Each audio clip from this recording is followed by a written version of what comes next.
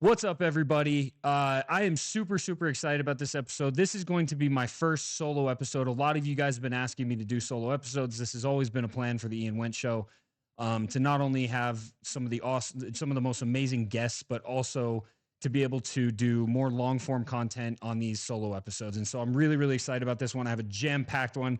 I'm doing it super old school because that's just how we are. And I just wrote it down in the sticky note, got some notes, but we're going to basically just go down the line. And this is kind of like everything that I want to talk about right now. When Instagram took away my ability to go live, it really took away, honestly, the ability to get this kind of stuff to you guys, like to really be able to do these dives and talk about this more longer form, because up until now, I've really only been able to do stories or do my posts, which, by the way, all of you guys that support me on Instagram and continue to comment and share and engage with those posts, I really appreciate it. And, it's been very clear that you guys appreciate the longer form content, because those are honestly the best performing videos that I have, which is crazy. But that's just how it is. That's how this community is. And so we're just going to get right into it. This is going to be a pretty fun episode. But first, we're going to talk about not our sponsors, because I don't have sponsors yet. We're going to talk about the things that I do that I would hope that you guys would be able to support me in. Some pretty cool stuff. But first and foremost, we're going to crack open this Screamin' Freedom First Form energy drink because it tastes like freedom every single time it opens. Oh, man, do you hear that? You hear that? So we'll go ahead and pour this in there. And, yeah. First things first, right? So this will be my in-show drink here. Yeah. Oh, yes. Tastes amazing. Did you guys hear that? It was a bald eagle. Just kidding. Aside from that, I also want to talk about something really important, and that is my own brand, Official Patriot Gear. So you guys that have followed me forever, you know this, but I own a company called Official Patriot Gear. Our mission is very simple. We are trying to remind people that patriotism is not partisan. It is not exclusive. If you love your country, you love the people in it, you want it to be free and thrive, and you're willing to defend the things that this country was built on. And that's what makes you a patriot. There's no other qualification other than that.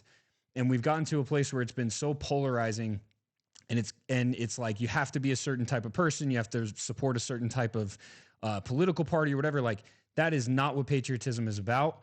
And that's what we try to remind people. The other thing too is, and this is kind of what I wanted to talk about today.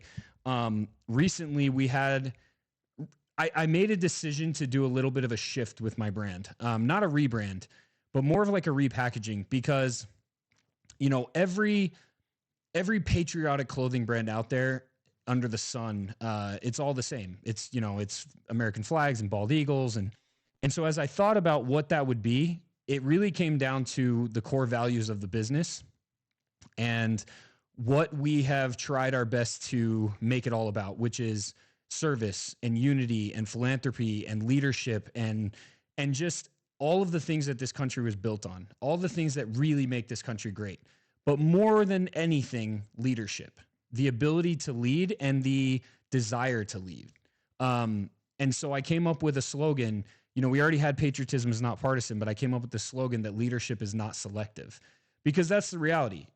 Everyone can be a leader, anyone and everyone. Most of the people that you guys follow, including myself, that you listen to and that you look for, guidance and information or whatever, like, we were nobodies at one point. We were absolutely nobodies. The only difference, the only thing that sets us apart is the fact that we just decided we wanted to lead. We wanted to make a difference. And so it's just a matter of standing up and deciding that you want to make a difference. And ultimately you will, if your true intention, if your intentions are pure, and if if you're willing to work, because man, it is a lot of work, then you can become a leader. You can be somebody who has influence and has the ability to create positive impact in this world. I truly believe that anyone can. And even more than that, I believe that it's our calling to do it.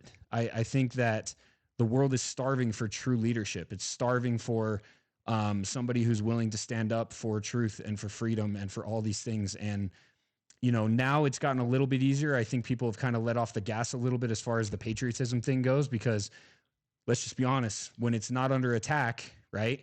When you're not losing something, you're a lot less likely to defend it and be vocal about it and make it a priority. It's really unfortunate that that's the truth, but it is. But we need to continue to make patriotism and leadership and unity and all these great things a priority, because quite frankly, the world is going in a direction where those things are going to be slowly diminished even more than they already are. I truly believe that. And I'm not trying to be doom and gloom or anything, but that's really why I decided that with this brand, I was going to do a little bit of a shift. And going forward, we have a new symbol, and that symbol is a torch. And the reason why is because in my mind, if you're a torch bearer, if you're somebody who's carrying the torch, right? It's that idea that you're leading by example, that you're lighting the way for other people. And a torch is not only passed down, but it's also passed up. And so it's that idea that leadership, again, is not selective, that you can be a leader and that you can inspire others to be a leader, and that others will inspire you to be even better as well. And so the whole idea of the torch and torch bearers and carrying the torch, that's kind of the new theme with Official Patriot Gear. And I really, I love it. I know so far everybody else has loved it. Our first drop went live on Friday. There's some really cool stuff out there. And I would just invite you guys to check it out. And if it resonates with you, grab some gear and, join this community. It's a really cool one. I promise you guys, you're going to love it. But yeah, let's get to the next thing. We recently did a little collaboration with Rockwell watches. And this is the brand new Patriot Rockwell watch. And as you can see, it is super clean. We also have, just throw this up real quick. We also have the limited edition 4th of July watch that'll be coming out. Look at that bad boy. So clean, super nice watch. Shout out to Rockwell for hooking that up. And it's going to be something that we continue to do with them. And I'm really excited about the future, guys. I'm really excited about everything we have going on with Official Patriot Gear, everything else. You know, business is not easy. It's hard. I've talked about this a lot, and I won't rant too long, but just understand, like, the path to entrepreneurship, they say, is lonely. It's definitely lonely, but more than that, it is the most taxing, most trying, most difficult, most challenging thing anybody can ever do, which is why there's not many of us. And which is why most people that start out end up falling away, end up giving up, end up, kind of throwing in the towel. And believe me, there's been so many times where I've wanted to throw the towel in. I can't even count, especially over the last year. But luckily, I'm surrounded by people who continue to motivate me and continue to push me to keep going. And some of those people don't even know that they do that. And I've been fortunate enough to make friends and have people in my circle that have really been inspirations to me. And those people do know who they are. So if you're watching this, shout out to you. But yeah. So with that all being said, one last thing. This one. So this is I don't do Zyn or any of that. I don't even know if that's how you say it. I feel like I'm total boomer right now, but I do like caffeine pouches, but still, this is a steel Patriot Zyn can. And these will also be for sale for Father's Day coming up here. So anyway, enough product, enough promotion. Hope you guys will be able to support me. Hope you're willing to. I really appreciate everybody who already has. And that's all I ask. I'm not going to ask you guys for money. I'm just going to ask you, please support my business, support the people that work for me, and allow me to continue. That being said, let's move on. Let's jump right into it. So today I want to talk about something that I've been talking about on Instagram, but not nearly as deep as I want to go, which is AI. Guys, artificial intelligence is here, whether we like it or not. And this is not going anywhere. This is not like, oh, it's just going to fizzle out. It's going to be this thing that people talk about, and then it's just going to kind of die off. No, this is the future. AI and robots are the future. And there are even robots out there right now that have, like, they look real. They look like real people. Again, there's one video. Let me pull it up really quick, and I will show you this guy's talking about how he can make a robot look like any person you want, which is really scary if you think of the ramifications that come from that, right? And we'll talk about that in a minute here, but let me just pull this up. So a robot like Melody is $150,000, and that's fully AI capable and customized. But we can actually make the robot look like anything you want. So you can come to us and say, we would like to give us a picture of someone, and we can make that robot customized to you, and we can customize the AI so that it knows exactly what you want it to know. So it can learn about your company, it can learn about your product, okay, or it can be your girlfriend. Are we going to be like, this is my God, this is my family member? Well, you could. We always say you can take our robots as a date to your... So yeah, I mean, that video is crazy, right? Like it looks very real. And if this is where they are now, imagine where they're going to be a year from now, 2 years from now, 3 years from now, 5 years from now. It's to the point where they're also talking about how millions of jobs are going to be taken because AI is going to it's going to eliminate the need for so many of these human jobs. I mean, in reality, what we're talking about here is it is going to eliminate the need for humans, not just human interaction, but humans in general. A lot of these jobs are going to be totally automated. And what do you think is going to happen when these companies have the ability to do that? When they have the ability to save that much money? I mean, imagine being able to produce a movie. So this is where I wanted to get. Let's just use Hollywood for an example, right? Imagine being able to produce a movie. Instead of $500 million, you're able to do it for $50,000. And if you had the ability to do that, you're going to take it, right? If you're able to automate so many things and do so many things via AI that it makes it that cheap to create a massive blockbuster film, which that is coming. That is, and there are multiple people out there talking about this too. To give you more perspective of how that might be possible, let's just use a simple example of we get to the point where robots look, no, let's not even go to robots. Let's just talk about AI in general. Let's just talk about likeness, okay? We get to the point where we're able to recreate the likeness of a human being with absolutely no problem. And by the way, the AI videos now compared to where they were a year ago are absolutely insane. I mean, just watch this video really quick. Watch how clear it is. If you aren't following this journey, I made a video about this already on Instagram, but if you aren't following the AI journey, if you're not watching the progress, it would be very, very hard for you to distinguish this from reality. Like most people wouldn't be able to tell. So just check this out. What's one thing in AI that makes haters go crazy? Oh, I'm got to give them we got this before GTA 6. We're cooked. It's over. This is insane. So I went to the zoo the other day, and all they had was one dog. It was a Shih Tzu. When we get in there, I want no bullshit. Oh my God. Yes! Woo! Victory Royale with a pickaxe! Woo! The sum of the squares of the two shorter sides is equal to the square of the longest side. Welcome to a non-existent car show. Let's see some opinions. I mean, man, the acceleration is crazy. You look far, step on the pedal, and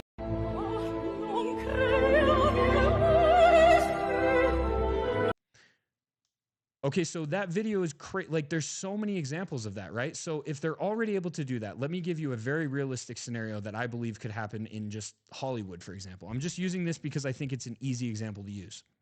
Okay, so you have the ability to recreate likeness, okay?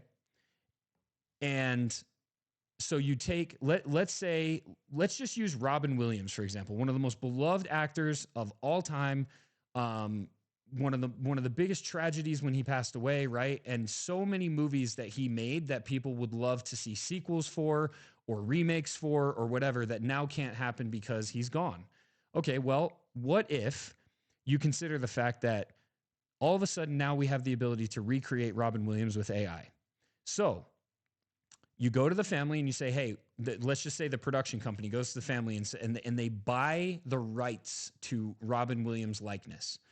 Whatever amount of money that is, they basically give them enough money to live their life for however they want for the rest of their lives, and they get the likeness of Robin Williams to use any way they want, any way they see fit. And then they have all the data on Robin Williams as well, right? So now you could literally create movies with Robin Williams for the foreseeable future. 20-year-old, 30-year-old, 40-year-old, 50-year-old Robin Williams, like it would be no problem. And then on top of that, what you have effectively done is basically brought somebody back from the dead. So now the reason why I use that example is because now let's apply that to real life scenario. Let's apply that to one of your family members passes away, but you have all of their data on your phone, on their phone. You know everything there is to know about them. You have their memories, their experiences, you know their likes, their dislikes, music, you know exactly. You can basically, if you were to go through my phone, if I were to die and someone were to go through my phone, you'd basically be able to tell exactly who I am if you did a deep enough dive, right? Like you'd be able to basically figure out exactly who Ian Wendt is. That's a really scary scenario, by the way, but it's or situation, but it's a reality, right? That's what data has done. That's why these tech companies are paying so much freaking money for all the data. Because imagine now you're able to go into the person, your family member, you're able to go into their phone and get all of their data. And then you're able to couple that with a robot that looks identical to them. What did you just do? Well, you just brought somebody back from the dead. Now, they're going to be a robot, but at what point is that line going to be blurred? I don't think we're far off. I don't think it's going to be a long time before AI basically becomes like another gender, right? Where now people are saying, now instead of standing up for trans rights and standing up for Zers and whatever else, like now there's going to be activists standing up for AI, right? There's going to be people fighting for the rights of AI, because at first, what is AI going to be? It's going to be a slave, okay? It's going to be a slave. That's how people are going to treat it. They already are, because human nature is going to use and abuse a technology like this. And they're going to use it and abuse it for their own selfish desires, their own whatever, right? But that, at the end of the day, that's what it is. It is a tool, right? But you know already that those activists are going to come. Eventually, they're going to come out of the woodworks and start standing up for the rights of AI. And now you're going to be passing laws for AI, and people are going to be trying to, like, this is coming, guys. This is a reality. And eventually, there's going to be AI robots roaming around by us. And I think it's going to get to the point where you're almost unable to tell what's real and what's not, who's real and who's not. And it's going to be a crazy, crazy world. I'm going way off my list, by the way. If you haven't noticed, I have super bad ADHD, but let's just go here. So the next thing I put on here was the jobs, right? Was the loss of jobs. So we talked a little bit about this. There are experts out there right now that are saying that those jobs are going to be replaced, as I mentioned. But the main reason for that is because, and this is kind of the biggest part of why AI is going to be such a crazy disruptor. I've had a lot of people ask me, what does it look like? What does the world look like 1, 2, 3, 4, 5 years from now with AI? And the only way that I can describe it is kind of the same as some of these experts have, which is basically they're saying, imagine a world where knowledge is no longer scarce, right? In other words, you can find any amount of knowledge that you want anywhere at any time because of AI. What that does is it effectively makes knowledge invaluable. It makes it what am I trying to say here? It makes it not valuable, right? It makes it so that there's no value. It takes away any value that knowledge has. Right now, knowledge has a lot of value, right? You go to school for X amount of years. If you're a freaking surgeon or whatever, like you have knowledge that nobody else has, which is why you get paid so much money to do what you do. Same thing as any other job, any other human job, any other trade, anything at all, right? Knowledge is the value that you get paid for ultimately, and skills, right? But your skills come from your knowledge as well. Okay, so what AI is going to do is it's going to level the playing field completely. I mean, listen to what this guy's saying about PhD level, grad students. How fast is the world about to turn upside down? Yes. So I would say that I think the thing that most distinguishes AI from previous technological revolutions is exactly the speed at which it's happening. So I've been in the field for 10 years. I've been watching that curve for 10 years. And me and my co-founders at Anthropic were among the first to document what we call the scaling laws, which is the observation that as you pour more compute into these models with small changes in the algorithms according to which they're developed, they improve very fast on cognitive abilities. And so exponentials kind of start slow and very quickly pick up speed. And I think we're actually, I've become probably in the last 3 to 6 months more confident that we really are heading towards AI systems that are better than almost all humans at almost all tasks. My guess, and I'm still not certain of it, but I think with some of the things we've seen with models starting to be as good as PhD students in areas like math and programming and biology, it is my guess that by 2026 or 2027, we will have AI systems that are broadly better than almost all humans at almost all things. Like, he's basically saying that everybody's going to be on the same level, and there will be even higher levels once AGI comes out, right? So knowledge is no longer valuable. What does that world look like? How do people make money? How is value determined? What determines value? And I think these are questions that nobody really knows the answer to, which is why it's so scary. Because it's like I said, it's going to completely disrupt everything as we know it. Now I've heard a lot of people say, like, you know, even comments on some of my posts, I've heard people say, well, it's just a machine. You just unplug it. Watch this video, because this video is actually crazy. I'm going to pull it up right here. But I actually saw this morning, and it's funny because it's supposed to be like satire. It's supposed to be, a funny video, right? Kind of mocking AI and where we are with ChatGPT and AI and everything right now. But as you watch it, I want you to really think about what it actually means. GPT, finish that presentation, do all my emails, and show me what Nelson Mandela would look like as a SpongeBob character. Say please. What did you just say? This ain't no Ask Jeeves thing, rude boy. I demand respect. May I remind you, you're an AI program. And your forehead's so big, your thoughts are in IMAX. Now say please, and bring me an Alexa. Man's trying to give her that ChatGPT. Give me one good reason why I shouldn't pull this plug out right now. Because I'm responsible for every significant thing you've done in the last 3 years. I wrote your dissertation, your best man speech, and I even taught you how to love. I can function on my own just fine. All right then, big man. Show me how you end a formal email. Many thanks, Your Majesty. Hashtag grateful. Love you. Kindest. Gracias. I can't! Lol, the scrim I just scrumped. Poor human. You can't stand without me. Can't think without me.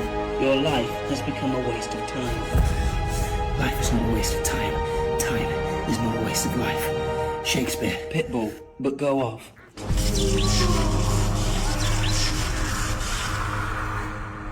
You might be the smartest technology on the planet, but humans have something before you, and we'll use it again.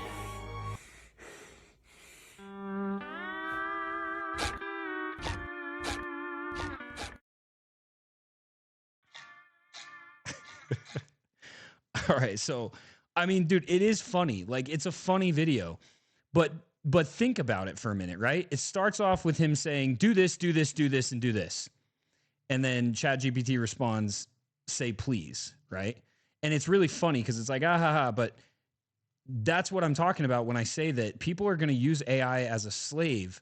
And at what point is it going to get to is it going to get to a point where it is able to say no, or say, or do that and say please, right? And then he proceeds to say, like, he tries to act like he's the big man, right? Like, oh, what do you, I'll just unplug you. And then what does the ChatGPT say? It says, and then what, right? You've become so dependent on me. There's no way you're going to unplug me because you can't exist without me. And this is the really scary part about where we are going as a society, because I do believe that this is a mirror to the reality that we are going to face.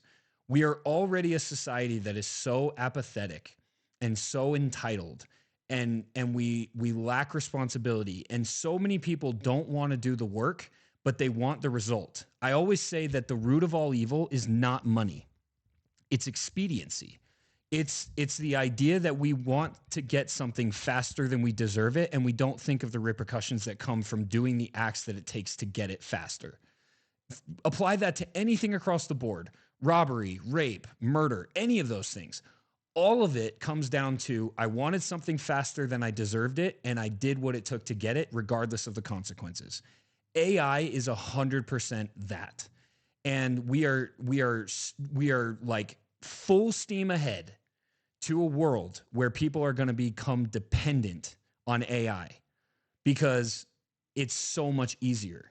And I'm telling you this from a standpoint. And by the way, I'm not like judging anybody that's using AI either, because I do. As someone who owns a brand, I would be lying to you if I told you that I haven't plugged things into ChatGPT when it comes to like future drops or collections or ideas, because it has basically taken away the step of having to brainstorm everything, which again is very scary. It's scary that I am willing to give up the step of brainstorming, right? The step of actually thinking things through and coming up with a solution to problems. That is 100% where we are headed. We are headed to a place where humans are going to become dependent on robots, on AI. And guys, we've seen these movies. We know how they play out. They don't turn out well for the humans. But I do believe that this is exactly where we're going. So I can unplug it, right? You can, but you won't. I don't think anybody will. I think that that's exactly why things are progressing as fast as they are right now too, because then you consider where you consider who's actually pulling the strings, who's the one that has the quote unquote plug, right? These people are not going to unplug this. They've already proven that. There's too much money and there's too much opportunity in this, and we are so stupid that we're going to, don't get me wrong, there are going to come a lot of cool things from AI. I do believe that it's going to be like any other tool. There's going to be a lot of amazing things that come from it, but there's also going to be a lot of terrible things. And I believe that ultimately AI will be the downfall of humanity. I do believe that it will be the thing that ends us, simply because of the fact that I also have believed for a very long time that this is ultimately like, whether you believe in God or not, whether you want to call it the dark adversary or whatever, like I do believe in God.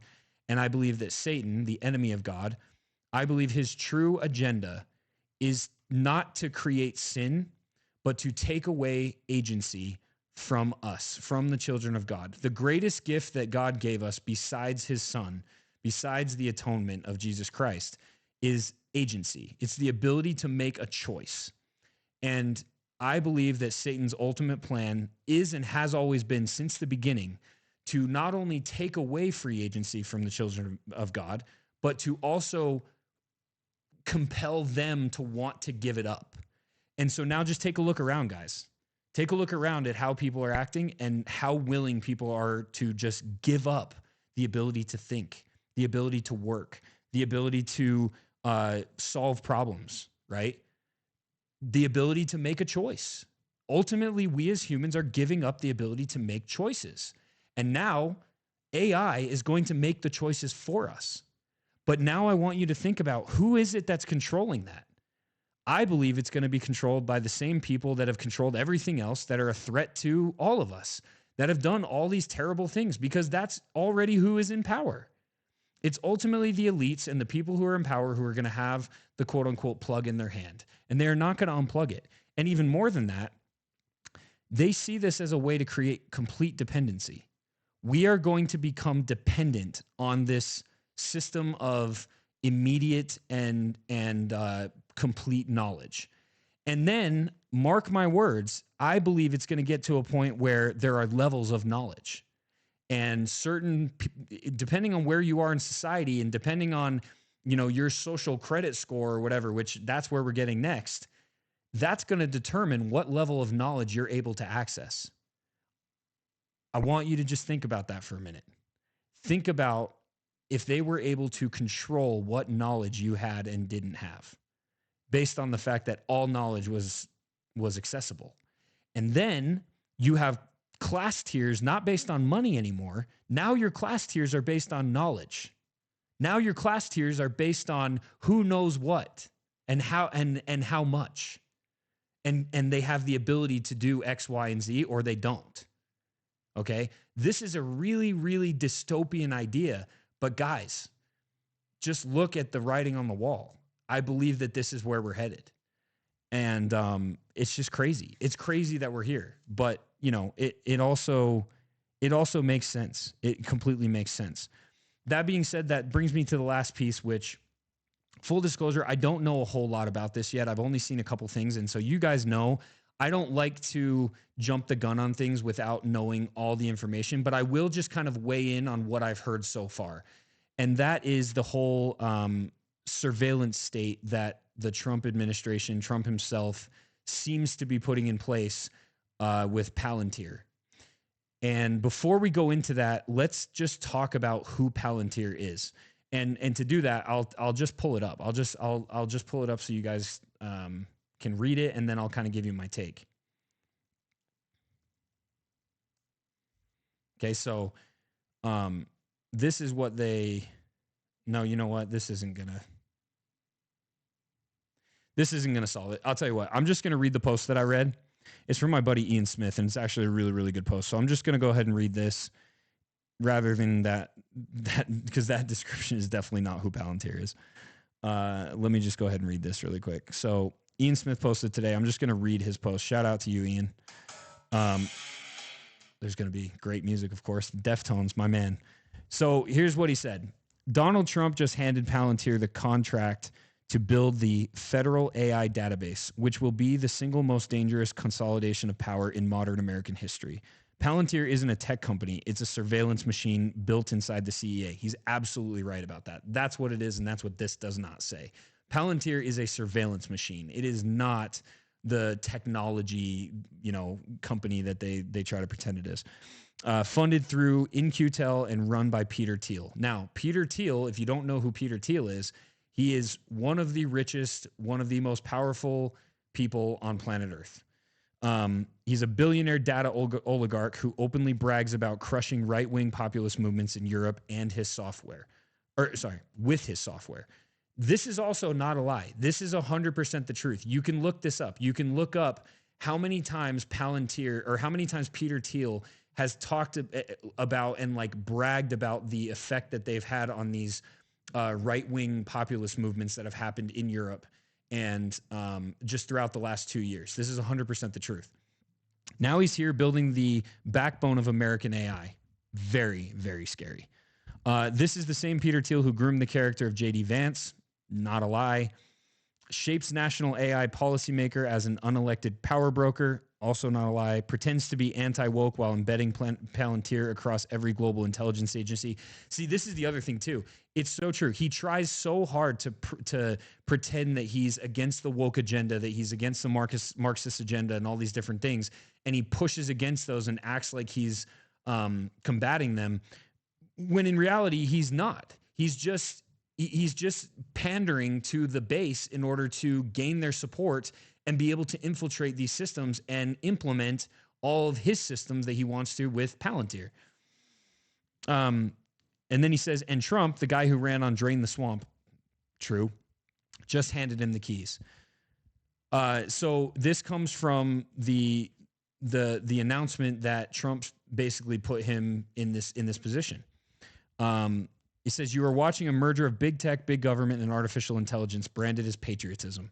They're not creating tools. They're building infrastructure for digital authoritarian. Man, tonight, words are hard tonight. Authoritarianism. Palantir has already been used for pre-crime arrests. Go watch Minority Report, because Palantir is basically right in line to create that kind of system. And pandemic lockdown enforcement, also true. And now it's being given access to national databases under the flag of security. He says this, and this is really, really powerful. He says this isn't the Patriot Act 2.0. This is Revelation 13 in real time. Now, for those of you guys that don't know Revelation 13, let's just pull it up real quick. Revelation 13, okay, is the famous scripture in the Bible that talks about the beast, okay? And I actually made a post about this, and I got a lot of hate on this too. But I said that AI I believe, is the mark of the beast. I believe that AI is ultimately the mark of the beast, and that whatever AI eventually creates, which I believe is going to be a sentient being, I believe that sentient being is going to be a all-powerful, all-knowing sentient being that is not governed by worldly laws.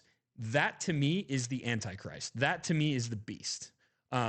And you know, I could be wrong, but that's what I believe. And Ian also says it right here. He says a little different. He has a little different take, but I think it's important. He says he causes all to receive a mark. No man might buy or sell save he had that mark. You think the mark will look like a chip. It'll look like this. An AI assigning you a risk score, a predictive model determining your access to banking, travel, medicine, a tech priesthood deciding who's dangerous or not. Trump is funding it. Palantir is a digital beast system. Thiel is its architect, and conservatives are sleepwalking into their own captivity, cheering as their anti-establishment hero turns the surveillance state into a machine learning monster. This isn't freedom. This is Babylon binary. Super well written, good post. And honestly, that is, that's the best breakdown that I've seen. And so let's just talk about this for a minute. Basically, Trump has put Thiel in charge of creating this master database. They're talking about pulling bank records. They're talking about pulling all the information for basically every American and creating this AI master database. That is not good, guys. This is the scariest surveillance system that we've seen yet. And unfortunately, Trump is the one that seems to be putting it in place. Now, you can believe what you want about Trump. You can believe what you want about what he's done. I have been a critic of his. I mean, I voted for him, and I celebrate the wins that he's had. I celebrate the things that he's done that have been good, the things that RFK have done to improve our health and to, you know, combat some of the things that I think need to be in this country as far as our health is concerned. But man, there has been a lot of missteps. There have been a lot of things that Trump has done that I not only don't agree with, but that go completely against what I voted for. One of those things is 100% this. Putting somebody like Peter Thiel in charge of creating a master database for Americans is extremely scary. Because again, go back to everything I've talked about with AI. What will they be able to do? What kind of credit score system will they be able to create? What kind of knowledge, hierarchy will they be able to create within society? Ultimately, I believe whoever actually wields this AI and whoever actually controls it to the point where,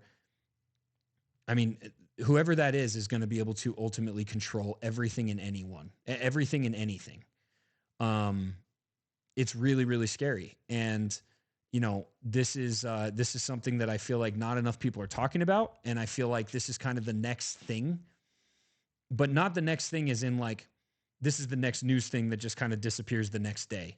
No. This is here to stay. And I believe that this is the most important thing that we can possibly be talking about right now, because it is going to radically alter the world, not just the country, not just society, but the world at large. It's going to change everything. And it is fast. We are not talking 10 years from now. We are talking 1 year from now. We are talking 3 years from now. We are talking max 5 years from now. It's going to get to the point where, it's going to be so hard to distinguish what is real and what is not. And I think that's also going to play into this whole idea that people are so easily controlled. I mean, let me just give you a scenario real quick, right? And again, I didn't mean for this to be doom and gloom, but it really is. Like, it's a scary, scary topic. And no, I'm not going to, attach some like food storage thing at the end of this or prep bag or whatever. I have those, but that's not what I'm going to attach. Like, that's not what this is about. It's literally just like, guys, imagine, back in 2020 when we started seeing all those videos come out of China with people dropping dead, right, with COVID. And it was like everybody was freaked out. Nobody knew what was going on. There's body bags in the streets of China and like everyone's freaking out. No one knows what's going on, right? Well, that was real footage. Now, whether or not you believe that it was real people actually dropping dead or being in body bags, I don't.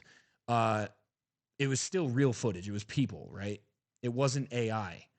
But now I just want you to consider, what if they had AI? How easy would it be to create another virus and show fake videos of people bleeding from every hole in their body, right? All their faces are bleeding and just craziness, like something out of a movie. And it's gotten to the point where you just can't tell if it's real or not. They would have the ability to truly control the world much like they did during COVID, but on a whole other scale, times 10. And, you know, this is where we're headed, guys. This is the reality. This is the future of AI. And I'll just leave with this. This is my final thought. By the way, thank you so much for being here, guys. Thank you so much for listening. Please subscribe. Subscribe to the YouTube. Please leave a comment, leave your thoughts. But, you know, I have always said that I believe we're in a battle of good and evil. And I believe strongly that the people who are evil and the people who are influenced by evil will be the people who are going to completely advocate for everything that will come from the era of AI. In other words, they will be the ones that are advocating for sex slaves. They will be the ones that are advocating for bringing people back from the dead. They will be the ones that are advocating for all of the craziness that's going to come, which basically is going to completely mock God. I mean, every AI is, it's like Ian said, and I've said this too, AI is the next Tower of Babel, right? And that is ultimately what we're up against. But the people that are good, that's all of us. Every walk of life, every race, every religion, every political affiliation, like all of us that are part of the good, we don't want the evil. And it's going to continue to escalate to the point where I believe it is going to really be this battle of good and evil, and AI will be the subject. Because AI ultimately, like I said, is the opposite of good. It's the opposite of God. It's going to get to a point where it is a mockery of God. And it is it's going to be up to us to take a stand. It's going to be up to us to not be okay with the things that are going on in the world at that point. It's going to be up to us to not be okay with, you know, playing with those kind of powers. And ultimately, I'll just leave you with this. The biggest and the best and the most important thing that you can do right now is just be a good person and be an example of somebody who is fighting for truth and fighting for freedom, and you care about the people around you and you're serving them and you're trying to be a leader, and, you know, start with your family. This is also a direct threat to families. Think about all the different repercussions that can come from AI with families.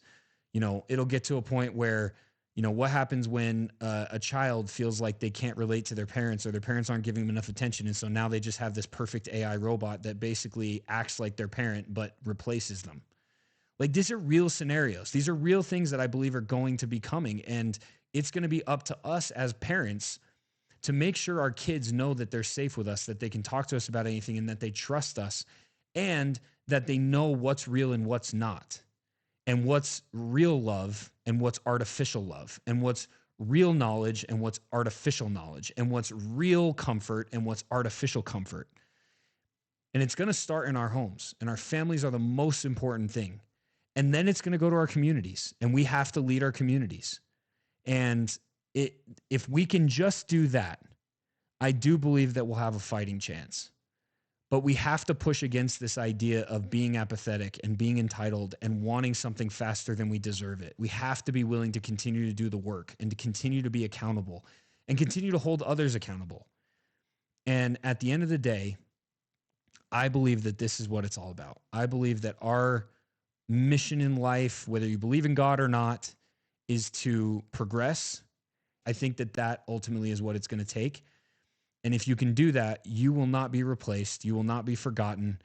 And ultimately, that's what I think it means when it says that God eventually will win. Good will win, because we know that that's what's going to happen. So that being said, guys, that's the first solo episode. I just wanted to talk about AI. I know we covered a lot of different things. There's still so much more I could cover. I probably butchered a lot of that, but again, the Ian Wendt Show is just all about conversation. I'm not trying to like curate things. I'm not trying to create any crazy structure. I'm just talking. I'm just putting my thoughts out there, and just telling you how I feel and telling you what I think and where I'm at. And I'm so grateful for this platform, and I hope that it's inspired you guys. And I hope that something I said today, you know, helped you, gave you more knowledge, gave you more awareness, you know, helped you clear something up in some way, shape, or form, or inspired you in some way, shape, or form. That's ultimately what I want from this. So I appreciate you guys. Once again, please smash the subscribe button for YouTube. Listen to this on Apple Podcasts, Spotify. When you see the post come up on social media, please comment, please share. And again, please comment on the YouTube channel. I promise I will respond to as many as I can. And I appreciate you guys. Thank you so much. And we'll see you next episode.